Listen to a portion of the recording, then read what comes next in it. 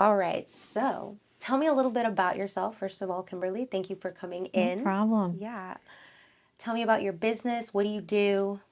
I have a small store in Ashburn, Virginia, which is located on the old portion of Ashburn, right across the street from Carolina Brothers Barbecue. Okay. I actually started the business a long time ago in my two-car garage. I had to convince myself and my husband, say, how can I make some money outside of corporate America? I've always been handy, and I figured, okay, I want to redo and restore things and refurbish and kind of like get my hands dirty and see what I can do. So, and being in the two-car garage, I would open it up maybe every other month, and then I had a flow of women coming in and buying like crazy. Wow. Yes, which was a great thing. Was it like random people who were like, hey? Yeah, I what is would that? advertise and I would Okay. just see what happened, and there would be a lot of women to the point where we're like, if you need anything, let me help, because I was afraid that things were going to fall off. It was crazy. And we would sell out. Oh my And I was like, God. I'm onto something here. Sounds like I it. even remember one time my husband opened the garage door from the house. He shut it really fast. So I was so scared, like, what is going on out there? So anyway, I was like, this could be bigger. So I pounded on a lot of doors and a lot of places to see what can I do, where can I actually make a small business like this that is more commercial. Yeah. So I finally found in Ashburn this old barn, which was called the Old Mill Furniture a long time ago, and it's a historic site. Well, I decided to renovate that a little bit and to open up. We were there about 2.5 years, and now I moved across the street. Okay, not too far. Not too far at all, to a place which used to be the old Weller building, where they used to sell old tile. And were you looking for that type of look? Is it like more rustic? It's more rustic, and I wanted something to feel like it's home when you walk in. So I didn't want to be in a commercial mall or somewhere, because it's not my Yeah, no, I feel like that wouldn't have the feel for the type of home decor that you correct. do with your style. Correct. Have you always been into creating stuff? Like, how did that start? Yeah, I always have. I'm self-taught. I learned a lot from mom and dad. Wow, no YouTube, mom and dad. Yeah, exactly. However, I do still refer to YouTube great. when That's you good need to too. learn something that you haven't done before. Yes. My dad was very handy, so I learned a lot from him. I watched what he did, and I grew from that. But the biggest thing he taught me was, don't be afraid to take a risk. What do you have to lose? So I've always kept that. Mom, she taught me how to shop, flea market, garage sales, you name it. And I took all that stuff and I figured out how to find things that were lower cost and what can I do with these to make them different than anybody else out there. Like unique pieces. Correct, one of a kind, and go from there. And that's what I did. And you restore or just take one thing and make it a completely Exactly. facelift it. It could be something from a little trinket to something all the way up to furniture, wall decor, you name it. Okay, and now in your new location, combined with the old location, how long have you guys been open as a business? And the garage. And the garage too, Correct. yes. So I believe it's over 8 some years. Okay, that's a long Yes, chunk of and I'm a time. one-woman show. So does that This mean is you it. don't have... I have employees, but my Okay. employees run the register. They're helping me move my furniture, so I'm going on the road with me. But as far as making, buying, staging, all of that is me. Oh my gosh. One-woman show. Have you thought about getting some help on that hand, or do you want to keep it just Right you? now, I would like to keep it myself because it's my vision, my creations, and when you walk into the store, it's a flow. So you can tell everything is kind of made, matches, and it works. Yeah, you're very artistic, right? Like you don't want your vision to No. be touched with. You want Correct. this is your work. Correct. That's what being an artist is. And I believe that's kind of one of my niches, and the cool thing about A New View is that when you walk into the store, one woman did that. That's shocking. It's shocking. And when people realize that, it blows their mind away. Because it's a small store, but it is filled from the floor all the way to the ceiling. And it's been open for 8 years, so clearly Correct. something is... Yeah, and I will take things that people don't even imagine and build them into just beautiful pieces, in my opinion. I mean, one of probably my favorite pieces I ever did was I had bought a beautiful, probably a 32-inch tall cement pot. Cement. Cement pot. Okay. Okay. And I visioned it to be a kitchen table. Yeah, that's kind of crazy. Yeah. So what I did was I found a beautiful butcher block round. I flipped it over. I drilled holes into the cement pot. I gosh. I attached it, and it was beautiful. I would have never guessed that you'd get all like nitty gritty like that. Oh, no. I'm look clean today. Well, you know what I mean. You just look so Well, thank petite and you. let me be behind my computer. Yeah. Like, No, nothing like that. You're like, I no. am dirty and get down to it. In fact, it's almost embarrassing by the time I'm done with my days that if someone sees me, I'm like, my furniture looks a lot better than I do because I look like I'm a mess. Okay. Yeah. And But no, I get down and dirty with it. good. Yeah. How do you find work-life balance? Since you're It's a one-woman show, yeah. how do you balance that, like, husband, Yeah. kids? It's hard. It's not an easy thing to do. But I also get up between midnight and 1 in the morning and I work throughout the night. No interruptions. My family's sleeping. And I work, I get up, I do what I need to do. Typically, I work through Christmas. I produce Christmas is insane at the store. Oh my gosh. So I started working about 2 in the morning. I develop Christmas centerpieces. morning? Oh yeah, between midnight and 2 in the morning. I work throughout the night and then I stop. And then about 7 o'clock in the morning, then that gets dedicated to the store. Oh my I God. close the store up at 5 o'clock. I get to spend the evening with family because typically they're working, Yes. they're at school, they're doing their thing. So at 5 o'clock, I'm mom. And I know you mentioned you're not home as much. Yes, I'm glad you had mentioned that you're going to be taking it easy for absolutely. the holidays. So Always. I'm happy Yes. that Me you get too. to me be too. with family and Exactly. relax, wind Yes. Yeah. And we are only open Thursday through Sunday. So I have Monday, Tuesday, and Wednesday that I'm a little bit more flex with the family, which is good. Yes. I still on the road, still producing, doing what I need to, but I do cut my days a lot shorter to spend with family those days. Okay. Yeah. And then an interesting thing that I read about your shop, your home decor shop, is that you guys offer like a little service where it's always called Shop and Wine. We do a lot of things. Okay, A lot tell of me more fun about things. that. Yes. Sip and shops. Sip and shop. Sip and shops, yes. Butchered What that. what I love to do is there's a lot of people that love to get together with their friends and families. So what we do is that you can reserve the store after hours from about, we start around 6, 7 o'clock. And then that can be reserved for 2 hours or so where I'm there to help you stage or whatever. And then you have questions and we just have fun. That's what it is. The store is supposed to be about fun. Yeah. You walk in, I want people to feel like they can take off their shoes, enjoy themselves, and that's it. And have some wine. Exactly. Oh, Yeah. Nothing better than that, right? Exactly. What inspired that?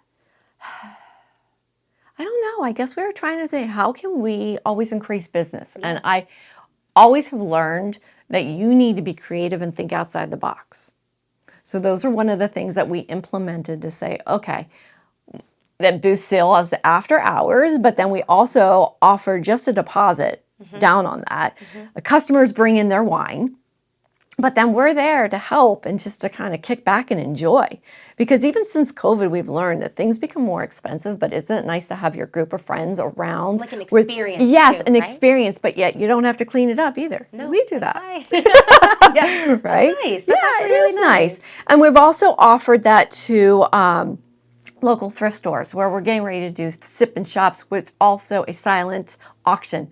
So that way we give back to the community and feed the hungry and stuff like that. So awesome. children in Loudoun County, any way that we can do to do partnerships and to help and to make things fun and light. Right. I always love when people always look outside themselves and think of like Yeah. others, you know. It's always like, not that there's anything wrong with it, but it's always just so nice to see when people want to give and help Absolutely. others. That's always just so Absolutely. nice. Yeah. Another great thing that I read about your shop, and tell me the name of it again. A New View. A New View. That was a very hard name to come up with. It took me a long time, almost, I think, 2 years. Okay, yeah.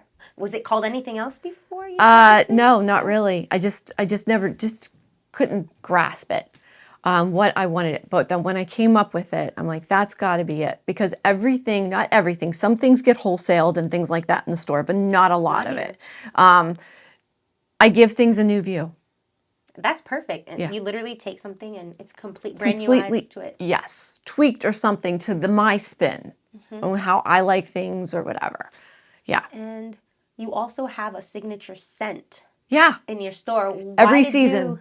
Oh, every season. That's not just like Every the one season. iconic one. No, It's we like, do. We have one that we love that's throughout the year, and then I also brought on about 4 to 5 other scents other than that we just love. So when you walk into the store, you will smell that signature scent. Okay, I for have the one for the season. fall, and I have one for the Christmas time as well. But we have more of like a coconut warm smell, Oh, I love coconut. which is all our signature scents for every day is based off of a room in the house. Okay, so Right. like based on like what furniture is there, like if Yeah, it's or what it beachy. smells. Yeah. So our signature scent, the main one, is the sunroom. Okay. So that's that coconut warm feel. The And we cozy, homey. exactly. But we've got one that's the porch, the garden, the study, the den. So each one kind of laundry room. So you can just imagine like you're going to smell more of a a cotton smell for Yes, laundry. Yes, like that nice linen smell. Yeah. Do you find that it is important to incorporate fragrance in your shop? Do you Oh, feel I do. like? I think it's important to me create a about scent, that. every scent. From the minute you walk, even outside, I want to capture every what is it? Not a scent, but Essence? yes. So at Christmas time, there's a pit fire that is burning outside. Yes. So whether it is warm or cold, I want people to feel that warmth and the smell and kind of before they get hit with what's going to hit you. Like a flush of memories, Correct. senses. Exactly. So yes, all the senses. That's what I try to try. Yes. So whether it's the eye candy, which is what I produce, or the smell, the warmth, even when it comes down to us as staff, we will always greet you. We will always welcome you, and we will always help you with questions and help you. I mean, that is just the bottom line. I love We that. want you to feel like you're at home again. I love stores that are like that because it makes you feel like, sometimes you go into stores and you feel like you're bothering them and you're just It's like, cold, I'll just or look for it. yes, yeah, no. But the fact that you provide scents and then like human connection, people who are Correct. kind and actually want to Correct. help you, I Yes. think that's going to make you stand out. Yeah. And one of the things that I think is important too is when you come to the store and you need help, I want to see pictures close and far of the room that you're doing. I'm not going when you ask me a question, I'm not just going to tell you what I think. I want to know about you. I want to know where it's going. I want to know the colors. I want to know about that and more about everything, even about you. I'm not going to get into life history, but I kind of want to know. So then we will go ahead and start staging because it's about your haven. So I want you to build something that you're going to be proud of it and mean something to you.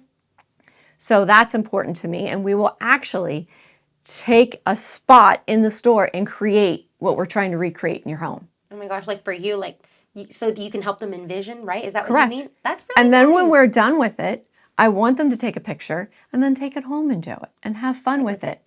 Yeah. That's awesome. Not a lot of people do that. They're just like, here, No, it's important. pretend Yeah, this is in your living room. Right. No, and it's not about me. I'm not living there. It's about you and what you want your home to be. But it's also important for me to understand a little bit about what you're creating.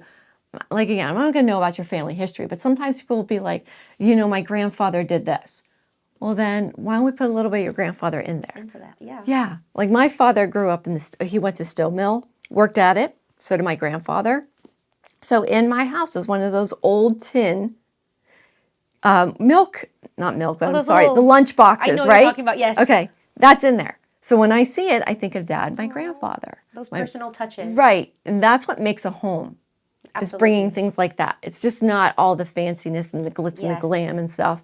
So that's what I like to do. Okay. It's about your story. That's beautiful. Have you had any like trials or tribulations with as far as like employees, staffing, anything like that? No, I'm lucky. Wow, you're like, I am lucky, and I am a proud, proud person. I think you're the first person maybe Really? on our podcast that says that because that's everybody's Really? struggle. Yeah, no, I am Tell us the 100%. secret. I treat them as if they're my family. I love them to death. We're best friends. We all are. We all get along. And I treat people the way I want to be treated. So they always say to me, you're the owner, Kim. You don't need to always say please. No, I do. And I need to say thank you. And I'm going to ask you if it's okay because I want to be treated like that. So I will always treat staff. They've been with me for a long time. Wow. And most of my staff, this is their second job.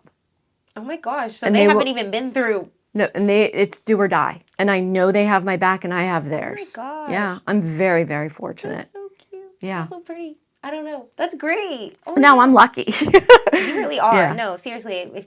If you listen to the podcast and see you, that's like the number one struggle. So that's really good. How did you find those employees? Like, how do you know, or how did you decipher them, or how did you get lucky? Word of mouth. Word of mouth. Yeah. Okay. I mean, when I first started out, I had a lot of high schoolers, and you kind of learn from that, and but now I have just beautiful women that we kind of support each other, and yeah, it's a family. That's great. That is really awesome. I'm just still sitting with that because seriously, when we hear and ask people, they're not so lucky. And then when the pandemic came, I think it was a little bit harder for some people. People were leaving, or they had to cut hours. Mine stayed. Oh my gosh. Yep. Even we were closed, and we were trying to sell online, which is very hard for what I do. Mm-hmm. But we were all still there, had each other's back. Can you tell me about that process with navigating through COVID with your shop and moving to online? Which is still not online. We don't sell a thing online. Okay. We do have a website. We're on social media and all that good stuff. But we did have to shoot a lot of videos and put a lot of things on social media and things to keep revenue coming in. Yes, top of mind. Yes. Yeah. So that was kind of learning, navigating. But you take a kitchen table. To me, I'm not an online shopper. I need to see, feel, and all that kind of stuff, understand colors. But it got us through.